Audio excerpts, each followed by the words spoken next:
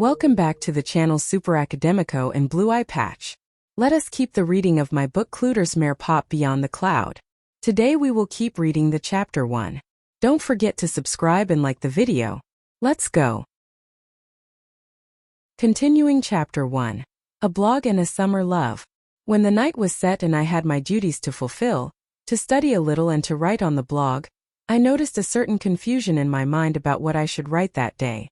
I usually talk about day-to-day school amenities when there was no movie or book or new song to comment and review, but that day I just wanted to talk about Marcos.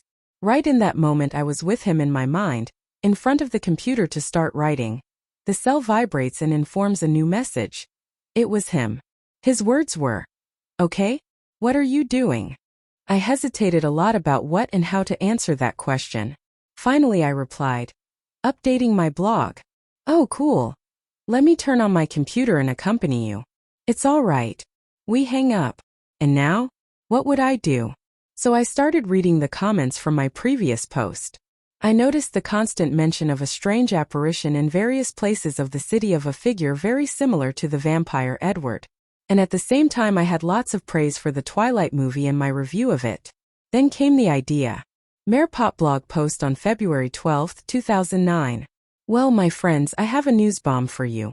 The strange appearance of the vampire Edward that you reported is not really an apparition. He came to my school this week and is attending classes every day. Nobody knows yet, but he came in secret from a land far away, with a mysterious and shadowy air, to find out what normal teenagers are like. He's a prince coming from the Nordic regions, that's why he's so white and pale, not a vampire, and told me in secret that he loves my blog.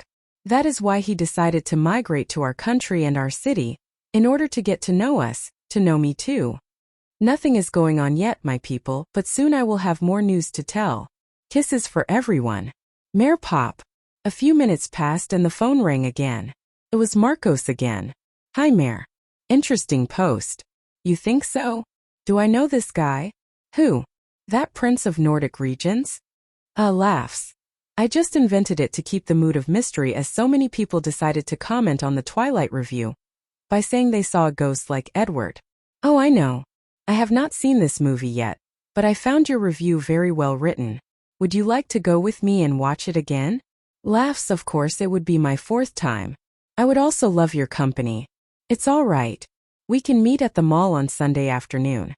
"Okay, it's marked for me."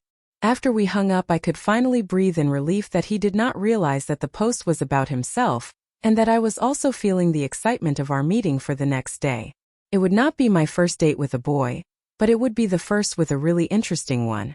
After a few hours, I was studying biology at that time, I realized that something else had happened in that phone call and in my blog post. Marcos did not even bother to invite me out. His tone of admiration for me seemed to become an easy breach. I think I underestimated his ability to read between the lines of my post. Was he getting cocky? For a moment I wondered if he would not be able to read thoughts as well as the vampire Edward. I was afraid to look so transparent to a boy I hardly knew. Also, I was reflecting on people's comments on the blog.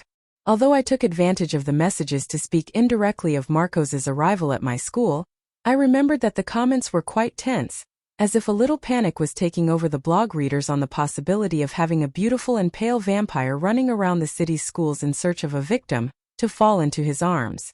It had been exactly my description of the situation in the film. I dropped the book and opened the blog again. I counted the amount of hits and comments about the movie Twilight. There were 2,300 hits and 67 comments. Excluding indirect comments, that comments. Then I saw that the new post had also been accessed 200 times, and that in the comments there was the following. Hashtag I also saw him. Meire is no ghost but seems to be floating around you. Hashtag you are very lucky. Hashtag so you brought him there.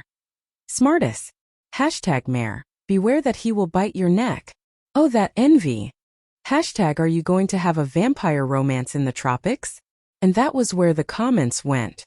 I was red with shame even though I was alone in my room.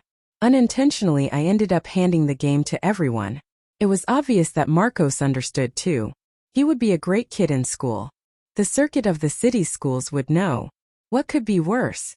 At this moment a new comment appears on the blog. It said, Hashtag Meire. I'm not the vampire Edward and I'm not your new colleague Marcos, but someday you'll know who I am. My legs trembled and I swallowed hard. What did that mean? My mother knocked on the door and I jumped in alarm. Meire, are you still up and on this computer? She came into the room and did not see me, completely amazed at the situation, but noticed something was different. What is it, Meire? Mother. I hesitated a little. I think my blog is attracting very strange people. What do you mean, kiddo? Come see. She approached and saw the comment featured on the screen. She thought for a while and said, Meire, you are responsible and intelligent. You know that this world has people of all kinds. So if you think you're putting yourself in danger with this blog, just deactivate it. But Mom, I took too long to build my reputation as a blogger. And is that worth your safety and peace of mind? Think about it. Okay, turn that thing off and go to sleep.